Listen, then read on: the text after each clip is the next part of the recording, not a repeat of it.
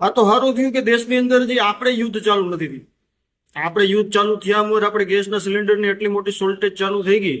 વિચાર કરો, આપણા દેશમાં યુદ્ધ ચાલુ થાય તો આપણી હાલની પરિસ્થિતિ શું થાય. આના ઉપરથી એક આપણને ખબર પડે છે કે આપણે દેશની વિદેશ નીતિ કેવી રીતે કામ કરે છે ને આપણે કેવા લોકોને વિદેશ નીતિમાં બેસાડ્યા છે જે આવા પ્રકારના નિર્ણયો લે છે.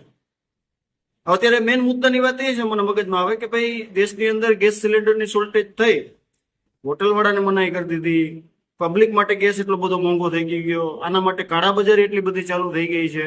પણ સરકારને એ વસ્તુ સમજમાં આવે છે કે ભાઈ આપણે પણ થોડુંક આની ઉપર કંટ્રોલ કરીએ. કારણ કે મને યાદ આવે છે લાલ બહાદુર શાસ્ત્રી છે, જ્યારે અમેરિકા આપણને સુવરને ખવડાવે એ જાહેર અહીં મોકલતી હતી ને રાતે, અને અનાજની એકદમ કમી થઈ ગઈ હતી દેશની અંદર, ત્યારે લાલ બહાદુર શાસ્ત્રીએ દેશની અંદર જાહેરાત કરતા પહેલા પોતાના રસોઈયાને બોલાવ્યો હતો કે એક કામ કરો, આજથી મારું એક ટાઈમનું જમવાનું બનાવજો. તો કેમ, તો કે હવે દેશને હું આજ સંબોધન કરવાનો છું કે ભાઈ એક ટાઈમ જમો અને દેશની અંદર હરિત ક્રાંતિ લઈ આવો.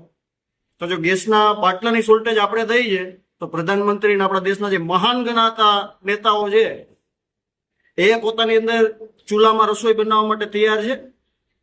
વાત સમજાય એને વંદન, ના સમજાય તો તમે ભક્તગણોની અંદર પોતાની ગણતરી કરાવી શકો છો. જય ભારત, જય હિન્દ.